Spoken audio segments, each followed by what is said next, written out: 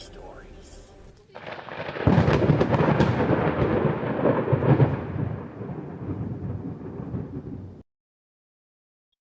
When I was 12 years old, my family moved into this Victorian-style house in Tampa, Florida. It was an old house. I don't remember which street it was on. All I know is that it was in Tampa. The house had been renovated. There was a legend about the house that the house had supposedly had a murder happen in it. As the legend goes, a man came home to find his wife cheating on him, and he had gone to the shed and got a machete and had brutally attacked his wife. Honestly, I never thought that the story held much salt. Also, apparently, according to some other people in town, down at the local convenience store, they say that the man practiced Satanism and black magic. Whoop-de-doo. Satanism and black magic, that's not an uncommon thing. I don't understand why people think that that's a scary thing. I mean, it's just Satanism. I mean, what kind of Satanism did he do? Was he a LaVey Satanist? Was he a theistic Satanist? Was he a traditional Satanist? Was he a reverse Christian? A pseudo-Satanist? I mean, people, come on. Come up with better legends. Seriously. Anyway, I went back home, and I went to sleep, and I was awakened to a loud noise in the kitchen. I went down there, and I didn't see anyone in the kitchen, although it did kind of sound like rats digging around in the cupboards. I opened the cupboard, and this gigantic fucking rat jumps out at me, and I nearly have a fucking heart attack, because I absolutely fucking hate rats. And the son of a bitch runs down and crawls into a little hole. I tell my mom that we have rats. She doesn't believe me. Like, Mom, I seen the damn thing in the kitchen. It was in the cupboard. So be careful. Later that night, I had laid back down, and I awoke to my TV on. I know that I turned the TV off before I went to bed, so I don't know why it was on. Anyway, I got up and I turned it off, and then I went back to sleep.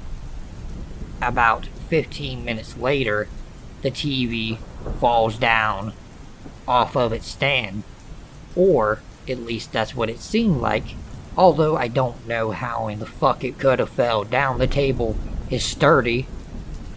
I told my father that my TV had fell down, but the table was sturdy, and my father, being the sarcastic dick that he is, "It's a ghost!" Like, Dad, be fucking serious. Watch your fucking tongue, boy. You don't talk to your father like that. Yes, sir. Now, what happened to your TV? It fell down, I guess. Are you sure that it didn't have a loose screw on the table and that it may have fell down like that? I mean, I seriously doubt that this house is haunted by ghosts. I'm not saying that the house is haunted by ghosts. I'm saying that maybe it was a loose screw and that the TV had fallen. Alright, I'll buy you a new TV later. Alright, thanks, Dad. I gotta go to school. After school, I'd sat down at my study. I looked out the window and I noticed that my parents weren't home.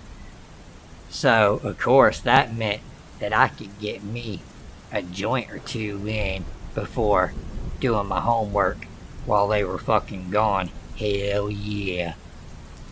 So I'm sitting there and I'm toking on my joint, and then, next thing you know, I hear my door slam, and I feel a strong gust of wind. I'm like, holy shit, this weed can't be that fucking strong.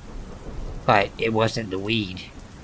I saw a demonic figure standing right in front of me. It pointed at me, and it told me, she will have a daughter. Who will have a daughter? The woman. You mean my mom? Yes. She will have a daughter. I am literally sitting here trembling and about to piss all over myself. This creature is hideous. It looks like Corpse Bride, and it smells awful. There is a putrid smell of death and decay in the room. And then she disappears.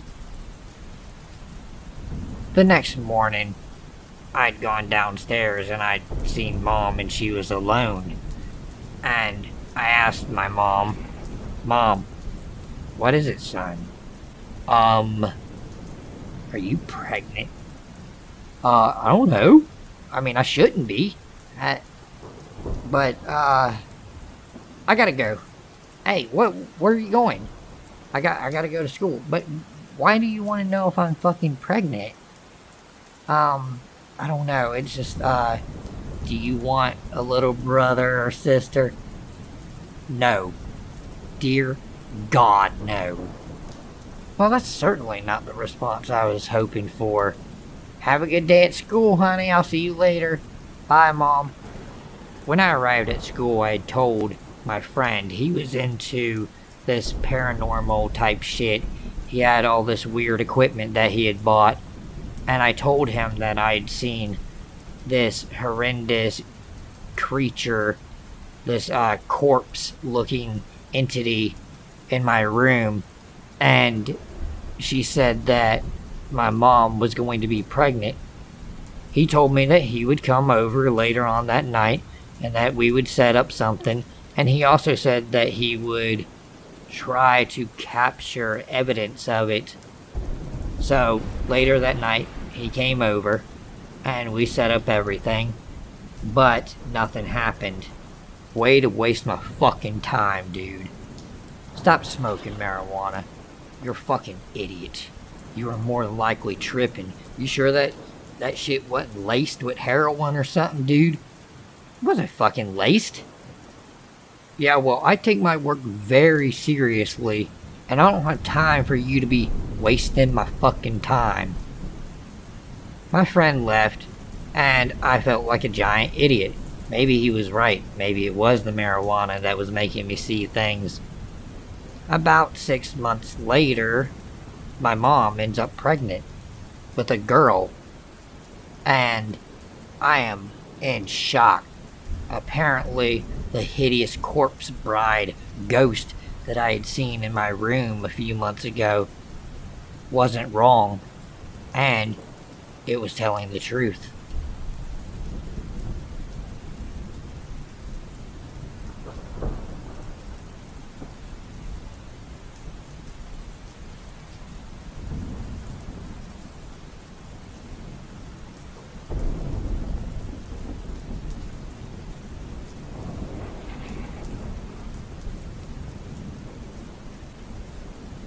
I grew up as a Christian. All of my family were Christian. We only believed in the Bible. We didn't really believe in aliens or ghosts or any of that crap. Because if it wasn't in the Bible, then it wasn't real. Or, at least that's what I was told. I was in my room and I was asleep. I used to sleep in front of an open window. One night, I awake to a bright, shining light, a blinding light, shining through my window. I am in complete awe and amazement. I am in wonderment. And then, I see these beings. They are tall. They have big eyes. They are skinny. And they seem friendly at first. And then, one reaches out to me. and it snatches me by my arm, and it slings me against the wall. I try to scream, but I am too terrified. Next thing you know, they teleport, and I am being lifted up into their ship. I am completely terrified. I do not know what is going on. When I board their ship, they strap me down onto a cold metal table, and they rip my clothes off, and they start poking and prodding me. They stick this thing on my eye and clamp down, and pus comes out of my eye, and then they send in a female, and the female looks exactly like they do. She mounts on top of me, and she starts to ride me. I am completely terrified still. I do not know what the fuck is going on. I cannot move. I am paralyzed in fear. And then after she is done, she gets up and she walks away.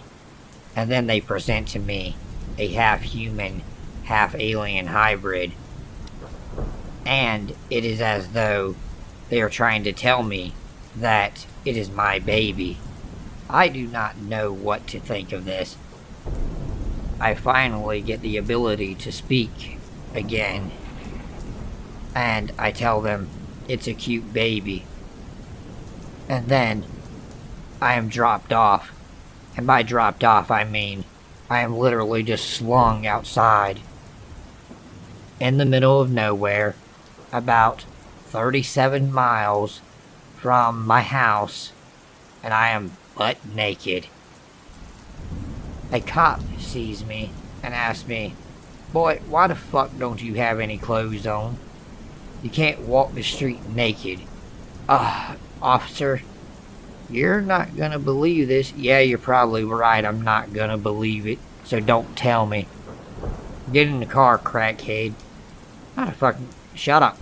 Get in the car. I'm not arresting you. So he drives me back to the police station and he questions me about why I'm naked. And I tell him that I was abducted by aliens from my room. Sure. Look, are you sure that you're not on drugs? Because this is a zero tolerance zone. I'm not on drugs, officer. It was aliens, and I was abducted, and they took me aboard their ship, and they threw me out there. Alright, where do you live? I live about 37 miles from here. Okay, well, we're gonna take you home, and we're not gonna mention any of this to your mother, because the last thing that I want to do is more motherfucking paperwork. Okay? Yeah, sure. Don't tell her. That's fine. So the officer drives me back home. When he drops me off, he then stops me, and he gets out of the car, and he lifts up his shirt, and he shows me a scar. And I ask him, "Where's the scar from? Did you get that in the line of duty?" Yeah, I wish. No. I got it from one of my last abductions. I've been being abducted for the past 15 years. So, this is why I did not arrest you. But be more careful, boy. Do not sleep in front of open windows like that. Okay, but how do I stop them from taking me? You can't. Ever since my abduction, and ever since I was sexually assaulted by a female alien, I have been very confused because I was raised to be a Christian and raised to think that only God and the angels and the demons existed and that there were no advanced technological beings from other galaxies. But that's just not true. There are things out there that we do not know about. Things that even NASA can't even capture because they don't want to be captured. I started looking into David Icke, and David Icke started talking about these reptilian entities And I found it fascinating, but also I found David Icke a bit weird, as if he was trying to pass some type of anti-Semitic conspiracy theory, and it had something to do with reptilian beings. I, for one, can tell you that these fucking things were not reptilian. They were, in fact, your typical tall, lanky, ugly, big-eyed, gray alien. They did not seem very friendly either. They seemed very hostile, and they also seemed very violent. They poked and prodded me, and I screamed in terror for hours, and they just continued to poke and prod. They shoved things up my ass. They stretched my penis out, like really, like fucking just clamped down on it and pulled on it. They stretched my balls. They stuck things down my throat. They done all kinds of weird, disgusting experiments. This is not a joke. Being abducted by aliens is not a joke. It is a horrifying and tormenting experience. It fucks with you mentally, emotionally, and everything. And there is no psychiatrist that you can go to, because they'll try to give you a pill to suppress the feelings, because they think that it's a hallucination. But when you take this pill, then they come again, and now you can't even defend yourself. You can barely defend yourself when you don't take the serotonin pills or anything like that. I stopped sleeping in front of open windows, and I started doing more and more research. And I have learned quite a bit about these beings, and I've learned about the other ones.